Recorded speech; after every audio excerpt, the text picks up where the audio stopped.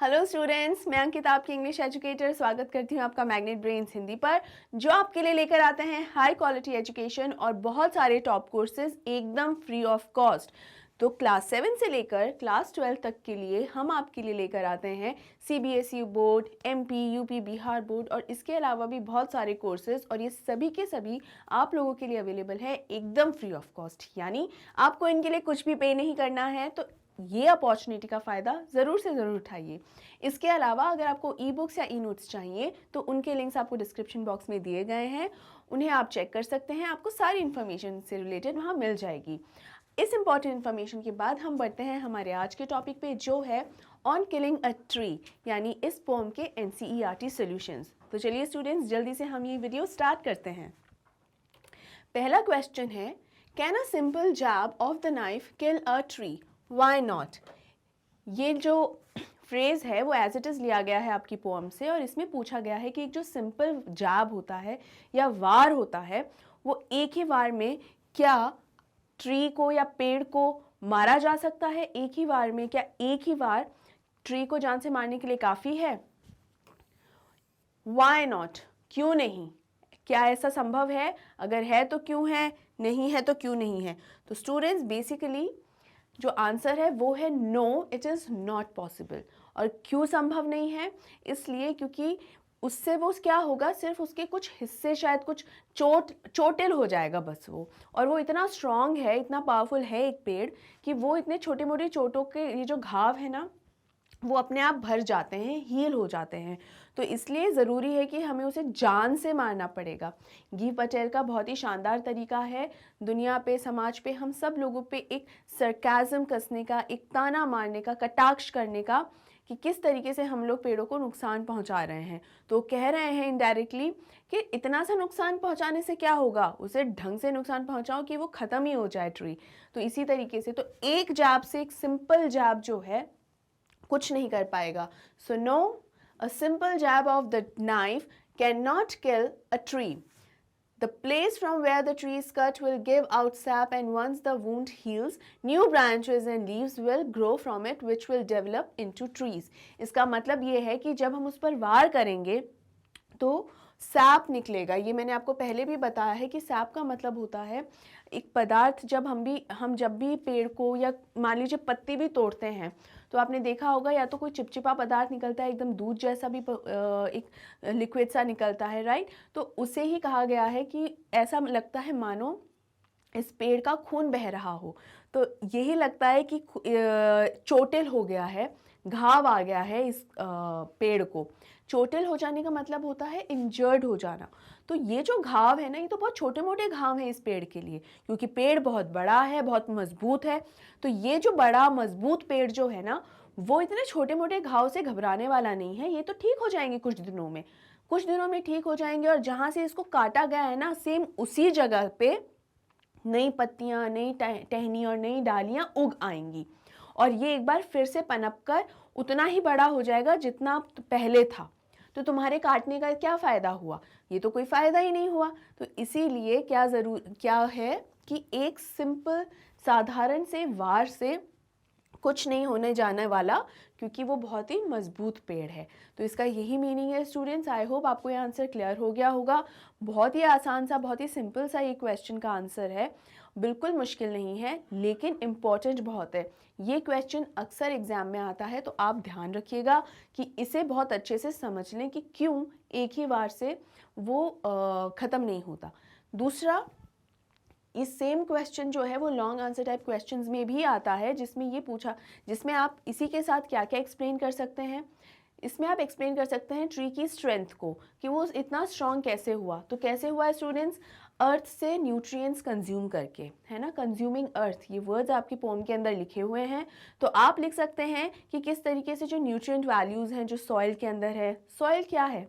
Crust या outer most layer of the earth, यानी जो धरती है, पृथ्वी की जो सबसे बाहरी जो परत होती है, उसे क्रस्ट कहा जाता है। और उसमें जो भी न्यूट्रिएंट वैल्यूज़ हैं सॉइल के अंदर, मिट्टी के अंदर, वो सारी न्यूट्रिएंट वैल्यूज़ इस पौधे को मिलती है। इसके अलावा धूप, हवा, पानी, इनके कारण भी वो पनप के इतना बड़ा पेड़ हो गया है। तो इसीलिए वो इतना स्ट्रॉन्ग और पावरफुल है कि थोड़े छोटे मोटे घावों से उसका कुछ भी नहीं बिगड़ेगा, वो फिर से वहाँ से पनप उठेगा। आई होप स्टूडेंट्स ये अच्छे से आपको आंसर क्लियर हो गया है। अब चाहे शॉर्ट आंसर टाइप क्वेश्चन आए या फिर लॉन्ग आंसर टाइप क्वेश्चन आए, आप इसे इजीली सॉल्व कर सकते हैं। और इसी के साथ बढ़ते हैं हमारे क्वेश्चन नंबर 2 की ओर।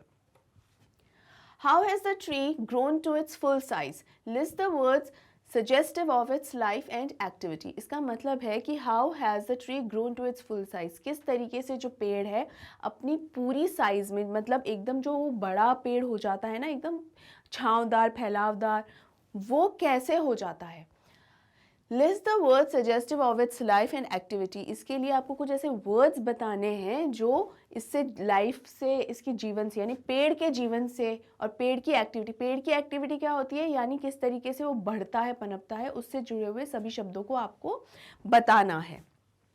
The tree has grown by consuming nutrients from the earth. ये बात मैंने अभी अभी आपको समझाई थी, वही बताया कि किस तरीके से पनपता है पेड़। एब्जॉर्बिंग सनलाइट, एयर, वाटर, धूप, हवा, पानी, इन सब, ये खुराक है एक पेड़ की, है ना। तो ये सब एक तरीके से खुराक है जिसकी वजह से वो पनपता है। खुराक जितनी अच्छी होगी उतना ही अच्छे से वो पनपेगा और उतना ही बढ़िया वो फल, फ्रूट्स और ये सब देगा। The words suggestive of its life and activity are consuming the earth, rising out of it, feeding upon its crust, absorbing years of sunlight, air and water. ये कुछ ऐसे सेंटेंसेस हैं, कुछ ऐसे फ्रेजेस हैं स्टूडेंट्स, जो आपकी पोएम में से एज इट इज़ लिए गए हैं। यही वो वर्ड्स हैं जो क्या बता रहे हैं, पेड़ों की एक्टिविटी। एक्टिविटी यानी पेड़ जो भी काम कर रहे हैं, जो भी हरकतें कर रहे हैं, कि वो एक्चुअली बेसिकली कर क्या रहे हैं, क्या क्या कर रहे हैं। ज़मीन में से उगना, पनपना, धूप और खुराक खाना, और ये ही सब इनकी पूरी लाइफ है। यही तो लाइफ की जर्नी, पेड़ की लाइफ क्या ही होगी, और उस लाइफ की जर्नी क्या ही होगी, यही सब होगी ना, कि किस तरीके से किसी समय में एक बीज था, उस बीज से एक छोटा सा पौधा, और पौधे से एक बहुत बड़ा पेड़, और उससे और फल फ्रूट आए, और फिर उन फ्रूट्स के बीजों से हमने नए पेड़ों को उगाया। तो यही इसकी लाइफ है। तो सबसे पहले है consuming the earth. Consuming the earth का मतलब यही होता है कि अर्थ में या पृथ्वी, ज़मीन, धरती में जो भी न्यूट्रिएंट वैल्यूज़ हैं, जो भी पोषण तत्व कहना चाहिए, यहाँ पर न्यूट्रिएंट वैल्यूज़ को क्या कहते हैं, पोषण तत्व।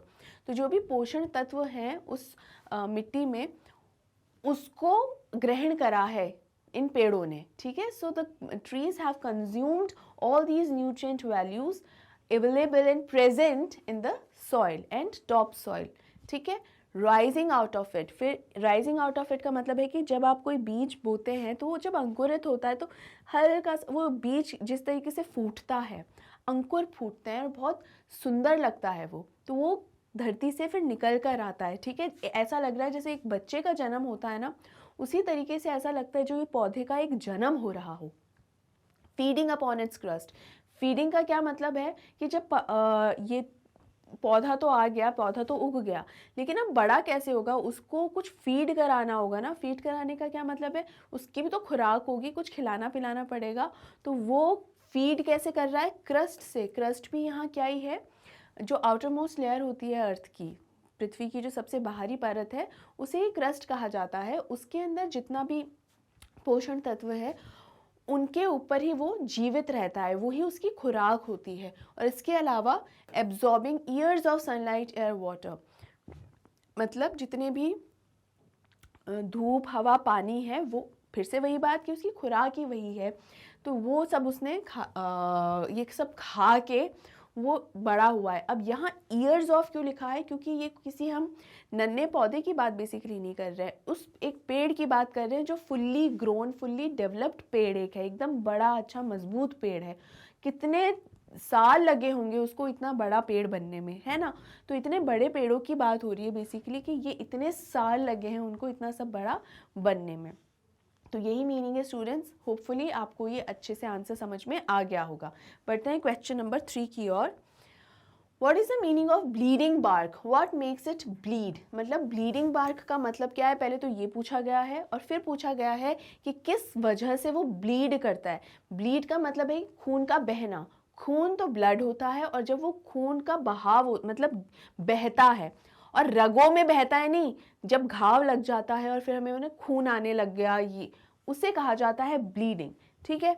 तो वो किन कारणों की वजह से एक पेड़ ब्लीड करता है।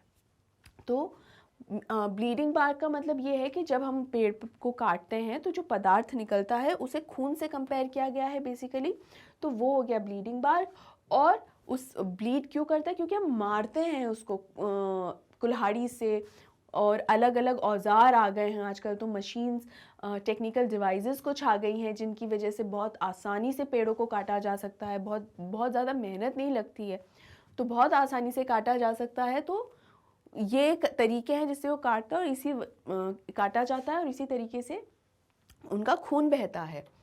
Bleeding bark refers to the sap which flows out of the tree's bark where it is cut. The tree bleeds when it is cut with a knife. इसका यही मतलब है स्टूडेंट्स कि जो सैप होता है ये उसी पदार्थ की बात है, जो सैप उसी पदार्थ की बात हो रही है जो चिपचिपा पदार्थ होता है, जब हम पेड़ पर वार करते हैं तो जो पदार्थ निकलता है उसे कहा गया है सैप है वो, तो उसे ब्लड कहा गया है।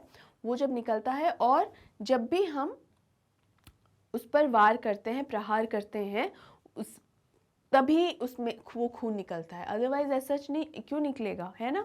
तो यही है इसका रिटन एक्सप्लेनेशन। आई होप बहुत ही ईजी और सिंपल एक्सप्लेनेशन था, होपफुली ये आपको अच्छे से क्लियर है। नेक्स्ट क्वेश्चन है, the poet says no in the beginning of the third stanza, What does he mean by this? यानी अगर हम थर्ड स्टैंजा की तरफ बढ़ते हैं स्टूडेंट्स, तो उसका जो सबसे पहला शब्द है वो है नो। तो ये नो सिर्फ आप इसको सिंपली रीड ना करें, मतलब हम पूरी पोम को जब रीड कर रहे हैं तो जब ये शब्द आता है नो, तो इसको सिर्फ नो रीड ना करें। ये बेसिकली क्या है, नो, ये सबसे बड़ा कटाक्ष का रूप है, सबसे बड़ा कटाक्ष है। क्योंकि पहले दो स्टैंजाज में किसके बारे में बात हो रही है कि किस तरीके से एक पेड़ पनप रहा है और इतना ज़्यादा मजबूत वो है कि एक सिंपल जैब से वो मरेगा नहीं, है ना। फिर दूसरे स्टैंजा में बात बताई गई है कि एक इंसान किस तरीके से मारने की कोशिश करता है, लेकिन उन तरीकों से वो सिर्फ घायल होगा और फिर से पनप जाएगा, तो क्या ही फ़ायदा है। तो ये जो नो है, उस नो का मतलब है कि नहीं, इतने से कुछ नहीं होगा, आपको कुछ और करना पड़ेगा। और क्या करना पड़ेगा, उसे जान से मारना पड़ेगा, उसे किल करना पड़ेगा, मर्डर, हत्या करनी पड़ेगी उस पेड़ की, तब जाके आप अपने मंसूबों में कामयाब होंगे। और क्या है मंसूबे, हम ध्यान ही नहीं रख रहे हैं हमारे जंगलों का, पेड़ खत्म हो रहे हैं तो हो जाए, हम ध्यान नहीं रख रहे हैं। तो हम थोड़े बहुत ये जो इनको काट काट के ले जाते हैं ना, तो यही हमसे गीव पटेल कह रहे हैं कि इससे तो पेड़ों को कोई नुकसान नहीं होने वाला है, फिर से पनप उठेंगे। अगर उन्हें मारना ही चाहते हो ना, तो आपको उसे उखाड़ कर बाहर लाना होगा। तो ये कटाक्ष कहा गया है, और नो सबसे स्ट्रॉन्ग कटाक्ष है। No means that the tree will not die by cutting और चॉपिंग द ट्रंक, यानी जो आप इसके पीसेस कर रहे हैं अलग अलग, कभी टहनी तोड़ दी, कभी कुछ कभी कुछ, कभी तना काट दिया, इससे कुछ भी नहीं होगा। इससे सिर्फ क्या होगा, इससे ये होगा कि वो फिर से वहाँ से पनप उठेगा। तो नो जो है इसका मतलब है कि इतने से काटा काटी से वो इतने से काटा काटी से जो है पेड़ नहीं मरेगा। स्टूडेंट्स, अगर इसका lengthy question, long answer type questions आए तो उसमें नो का यही मीनिंग लिखिएगा, इट्स द स्ट्रॉन्गेस्ट रिजेक्शन। ठीक है, ये ज़रूर आप मेंशन कीजिए। बाकी मैं आपको इंपॉर्टेंट क्वेश्चंस भी आगे और भी जो है उसके अंदर अच्छे से एक्सप्लेन और करूँगी। As a short answer type मैं इसमें इसका ये आंसर है और ये एक्सप्लेनेशन है। बट फॉर योर नॉलेज, ज़रूरी नहीं कि एग्ज़ाम में आए ही या क्या, बट फॉर योर नॉलेज ये जानना ज़रूरी है कि नो जो है एक बहुत ही स्ट्रॉन्ग रिएक्शन है। ठीक है, I hope you have understood. Question number 5 है, what is the meaning of anchoring earth and earth cave, यानी एंकरिंग अर्थ और अर्थ केव का मीनिंग क्या है। स्टूडेंट्स, इस पोम के एक्सप्लेनेशन के दौरान मैंने दोनों ही शब्दों के जो मीनिंग है वो आपको बहुत अच्छे से एक्सप्लेन किए थे। फिर से अभी एक्सप्लेन करती हूँ कि एंकरिंग अर्थ का मतलब क्या होता है। एंकर का मीनिंग मैंने आपको बताया था, ये एक बेसिकली एक लोहे के का एक देखिए इस तरीके की शेप का, ये ड्राइंग मैंने तब भी बनाई थी, ऐसा कुछ होता है। ठीक है, इसे एंकर कहा जाता है बेसिकली, और ये यूज़ किया जाता है शिप्स के द्वारा, बड़े बड़े जहाज़ों के द्वारा इस्तेमाल किया जाता है, और बहुत मोटे रस्से से इसे बांध के रखा जाता है। शिप को रोकने के लिए अक्सर एंकर का इस्तेमाल होता है। इसे ब्रेक्स होते हैं शिप में, ऐसा नहीं है, लेकिन फिर भी उसे और अच्छे से स्टेबलाइज करने के लिए कई बार एंकर का इस्तेमाल करते हैं, या किसी भी वजह से अगर मान लीजिए ब्रेक्स भी मान लीजिए काम नहीं करें तो हम एंकर्स का इस्तेमाल कर सकते हैं। ये बहुत कारगर है। और इसके अलावा पहले के समय में तो हाइड्रोलिक ब्रेक्स या बहुत जो ब्रेक्स होते हैं वो नहीं ही थे ना, तो ये एक बहुत अच्छा तरीका था शिप्स को रोकने का। तो रोका ऐसे जाता है कि रस्से से बंधा होता है, रस्से का एक हिस्सा बंधा होता है शिप की डेक पर और इस हिस्से को फेंक दिया जाता है, ठीक है। जब पानी की गहराइयों में जाके ज़मीन में ये अपनी इस शेप के कारण ज़मीन में धंस जाता है और जिसकी वजह से जो है शिप को रोकना बहुत आसान हो जाता है, ठीक है। ये बहुत अच्छा कारगर तरीका रहा है हमेशा से ही। तो इसलिए ये पूरी प्रक्रिया देखिए, इतना बड़ा जहाज़ है जिसको इस एंकर ने रोक लिया और स्टेबलाइज कर देते हैं, एकदम स्थिर कर देते हैं, ठीक है। अब यहाँ पर बात ये हो रही है कि एंकर एक ऐसी चीज़ का नाम है बेसिकली, ये तो है ही, लेकिन इस मीनिंग से क्या अर्थ और निकल कर आता है। अगर कोई ऐसा व्यक्ति भी है जो पूरे परिवार को संभाल के रखे, चाहे कितनी भी मुश्किलें आए, तो कहा जाता है कि वो व्यक्ति इस परिवार का एंकर है, ठीक है। उसी तरीके से यहाँ पर जो एंकरिंग अर्थ है, तो जिस तरीके से ज़मीन ने या मिट्टी ने इस पेड़ की, जो भी पेड़ है उसकी जो जड़ें हैं, रूट्स को इस तरीके से जकड़ के रख रखा है, थाम रखा है उन जड़ों को, कि पूरा का पूरा पेड़ जो है ना वो एकदम स्थिर है, स्टेबलाइज है और मजबूती से बाहर खड़ा है। अब हमको तो जड़ें तो दिखाई नहीं दे रही हैं, हमको तो पेड़ ही नज़र आता है, तो हम बोलते ना ये तो कमज़ोर सा पेड़ है, अरे ये तो बहुत मजबूत, कितना घना भरा पेड़ है ना। हमारा ये रिएक्शन आता ही है पेड़ों को देखकर। तो वो अगर घना भरा है तो ये समझ में आ जाता है कि उसको मिट्टी से कितना पोषण मिल रहा है, और वो पोषण के बारे में बात हो रही है कि मिट्टी ने इसको किस तरीके से इन जड़ों को अपना बनाया हुआ है, अपने में इनको शामिल किया हुआ है ताकि ये पेड़ और पनपे।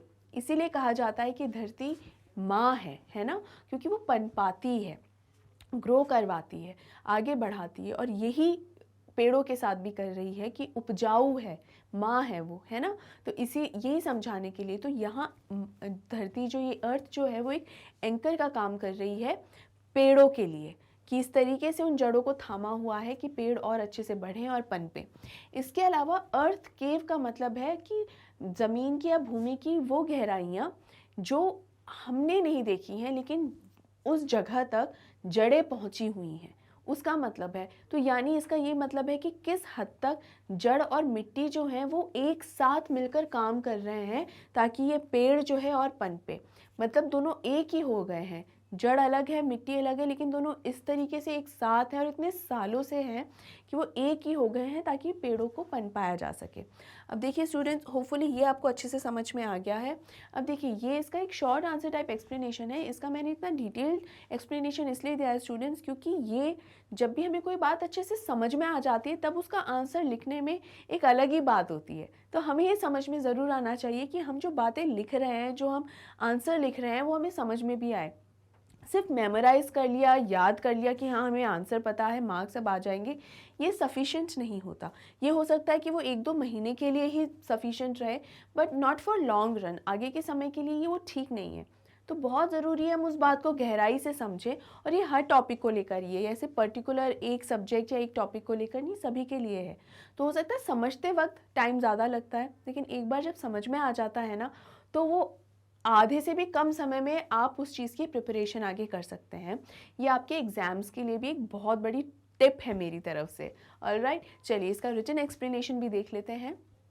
Anchoring earth means that earth supports the tree family, यानी जो पेड़ है उनको जो अर्थ जिस तरीके से सपोर्ट करती है। और earth cave refers to the pit in the earth where the roots of the tree bind it firmly to the earth. Pit का मतलब होता है वो जो खड्डा होता है जहाँ पर जहाँ पे उगाया हुआ है हमने पेड़ को, उस खड्डे को बेसिकली पिट कहा गया है ना। तो जहाँ पे जो रूट्स हैं वो इतनी धसी हुई हैं अच्छे से कि रूट्स को मिट्टी ने एकदम बाइंड किया हुआ है, बांध रखा है, बड़ी अच्छे से बांध रखा है अर्थ के साथ, मिट्टी ने ज़मीन के साथ अच्छे से बांध रखा है उन रूट्स को ताकि पेड़ जो है और पनपे। होपफुली स्टूडेंट्स आपको ये आंसर अच्छे से क्लियर है। पढ़ते हैं हमारे क्वेश्चन नंबर 6 पे।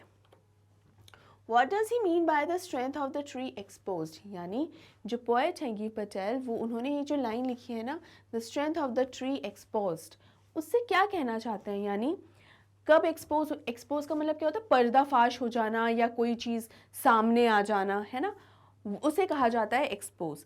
तो यहाँ पर जो गिव पटेल कह रहे हैं, किसके बारे में बात कर रहे हैं कि सारी जो ताकत है वो पर्दाफाश हो जाएगी? किसकी ताकत है?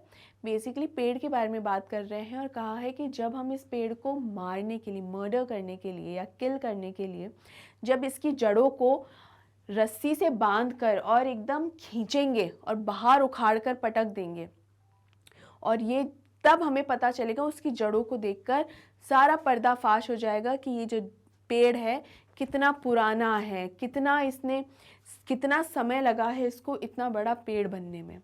तो बेसिकली ये बता रहा है, ये एक निर्दयता बताई जा रही है इंसानों की कि इतने पुराने पुराने पेड़ों को भी इतनी निर्दयता से खींचकर उखाड़कर हम मार सकते हैं।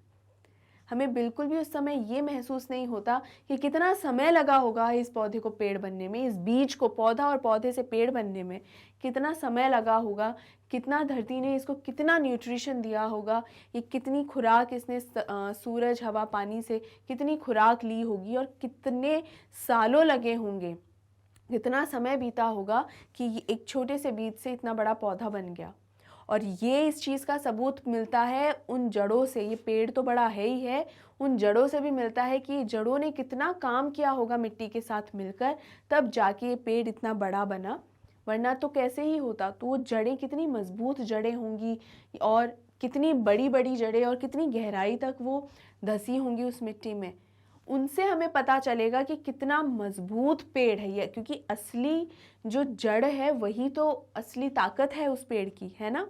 ये बेसिकली हमें पता चलेगा। अब इसका रिटन एक्सप्लेनेशन देख लेते हैं। The strength of the tree exposed means that upon being uprooted, the most sensitive and important part of the tree, that is the root, will no longer remain hidden in the earth. अब जो जड़ों का जो सबसे, जड़ भी बहुत फैली हुई होती हैं और वो सबसे नाजुक हिस्सा होती हैं, जड़ सबसे स्ट्रॉन्ग भी होती हैं और सबसे सेंसिटिव और फ्रेजाइल भी होती हैं। किस रंग की होती हैं? हर वाइट से कलर की होती हैं और थोड़ी सी मॉइस्चर, क्योंकि मिट्टी में पानी होता है तो उसमें भी पानी भी भरा रहता है, तो बेसिकली इन रूट्स से होते हुए ही सारा न्यूट्रिशन पेड़ों में, पेड़ के हर हिस्से में जाता है ना। वो सबसे पावरफुल है। अगर उससे कुछ हो जाएगा, मतलब एक तरीके से कह सकते हैं कि पेड़ का दिल है वो दिल को अगर कोई फोड़ देगा तो वो तो दिल धड़कना बंद हो जाएगा, तो वो मर ही जाएगा ना पेड़। तो इसीलिए है कि वो अगर आप बाहर निकाल दोगे, क्योंकि उसको हवा और धूप के कांटेक्ट में जैसे ही जड़ आएगी तो सूख जाएगी, और जड़ अगर सूख गई इसका मतलब पेड़ खत्म हो गया, उसकी डेथ ही हो गई। ठीक है, तो ये उखाड़ के बाहर लेकर आएंगे, तब अब हमारा जो इसकी असली स्ट्रेंथ है ना, असली जो पावर है इस पेड़ की, वो हमारे सामने आ जाएगी और फिर हम आसानी से उसे मार सकते हैं। कैसे? खुला छोड़ देंगे इसे धूप और हवा में, जिससे वो सूख जाएगी। पहले तो क्या होगा, पहले ब्राउन कलर की होगी, फिर हार्डन हो जाएगी, वेदर हो जाएगी एंड अल्टीमेटली डेथ ही हो जाएगी उस पेड़ की। तो ये पूरा प्रोसेस बताया गया है, मैनुअल दी गई है एकदम गिव पटेल द्वारा। आई होप स्टूडेंट्स ये आंसर आपको अच्छे से क्लियर है। बढ़ते हैं अगले क्वेश्चन की ओर, जो कि है what finally kills the tree. आखिरकार एक पेड़ को क्या मार डालता है? तो क्या मार डालता है? The tree dies when it is uprooted. जो मैंने जस्ट अभी बताया कि जब उसको उखाड़ लिया जाता है, अपरूटेड का मतलब जब उखाड़ लिया गया, जड़ समेत उखाड़ लिया जाए, अपरूटेड का मतलब यही होता है। When it is detached from the earth, जैसे ही ज़मीन से, धरती से उसको अलग कर दिया जाए। डिटैच का मतलब क्या होता है? डिटैच का मतलब होता है, जो अटैचमेंट का ऑपोजिट होता है ये। तो अटैचमेंट का मतलब होता है लगाव या जुड़ाव, और डिटैचमेंट का मतलब होता है कि दूर कर देना, अलग कर देना। तो detached from the earth, it withers मुरझा जाना। ठीक है, तो जैसे ही जड़ों को मिट्टी से, ज़मीन से दूर किया गया, वो मुरझा जाएंगी, वो एकदम हार्डन हो जाएंगी, एकदम सख्त हो जाएंगी, मुड़ तुड़ जाएंगी और फाइनली डाइज, यानी फाइनली उनकी डेथ ही हो जाएगी। यानी वो जो पेड़ है वो आखिरकार मर ही जाएगा। तो ये है इसका मीनिंग स्टूडेंट्स। आई होप आपको अच्छे से ये क्लियर हो गया होगा। बहुत ही अच्छी पोम है, बहुत ही इजी एक्सप्लेनेशन है, लेकिन बहुत गहरा मीनिंग है और बहुत ही गहरा संदेश है आप सभी लोगों के लिए कि कितना ज़रूरी है हम सभी के लिए इस बात को समझना कि पेड़ जो हैं वो बहुत ज़्यादा ज़रूरी हैं हमारे लिए। इसी के साथ हमारे एनसीईआरटी सॉल्यूशंस का ये वीडियो जो है वो एंड होता है स्टूडेंट्स। लेकिन अगर आपको किसी भी क्वेश्चन में कोई डाउट है, कोई भी आंसर समझने में दिक्कत हो रही है, नहीं समझ में आया या कोई कन्फ्यूजन हो रहा है, तो आप ज़रूर से ज़रूर मुझसे कमेंट सेक्शन में कमेंट करके पूछ सकते हैं। मैं ज़रूर आपके डाउट्स को आंसर करूँगी, क्लियर करूँगी उन्हें। और इसके साथ साथ इस वीडियो को अब आपको लाइक तो करना ही है, ज़्यादा से ज़्यादा शेयर भी करना है, और अगर मैग्नेट ब्रेन्स हिंदी को सब्सक्राइब नहीं किया है तो अभी इसी वक्त उसे सब्सक्राइब कीजिए, क्योंकि यहाँ आपको मिलता है with high quality education so many top courses. जैसे सीबीएसई बोर्ड्स है जो हिंदी और इंग्लिश दोनों मीडियम्स में आपके लिए अवेलेबल हैं, और इसके अलावा यूपी, एमपी, बिहार बोर्ड्स ये भी आप लोगों के लिए अवेलेबल हैं। तो स्टूडेंट्स क्लास 7 से लेकर क्लास 12 तक के लिए जो सभी कोर्सेज जो हैं वो आपके लिए अवेलेबल है एकदम फ्री ऑफ कॉस्ट, यानी कुछ भी पे नहीं करना है आपको इनका। तो इस अपॉर्चुनिटी का एडवांटेज ज़रूर से ज़रूर उठाइए, बिल्कुल इसे मिस मत कीजिए। इसके अलावा जो ई बुक्स और ई नोट्स हैं, अगर आपको वो चाहिए तो उसके लिंक्स आपको डिस्क्रिप्शन बॉक्स में दिए गए हैं, आप वहाँ चेक कर सकते हैं। और आप ये जो सारे वीडियोस हैं वो www.magnetbrains.com पर भी पा सकते हैं, वहाँ पर भी सभी के सभी वीडियोस अवेलेबल हैं। और चैनल से रिलेटेड लेटेस्ट अपडेट्स के लिए आप हमें फॉलो कर सकते हैं इंस्टाग्राम, टेलीग्राम, फेसबुक और ट्विटर पे। तो स्टूडेंट्स, इस पूरी इंपॉर्टेंट इन्फॉर्मेशन के बाद फिर से याद दिला दूं कि आपको लेक्चर लाइक करना है, ज़्यादा से ज़्यादा शेयर करना है, डाउट होने पर बिल्कुल पूछ लेना है। ऑलराइट, तो अपनी तैयारी एकदम पक्की रखिए, अपना ध्यान रखिए। Take care, see you soon and thank you so much.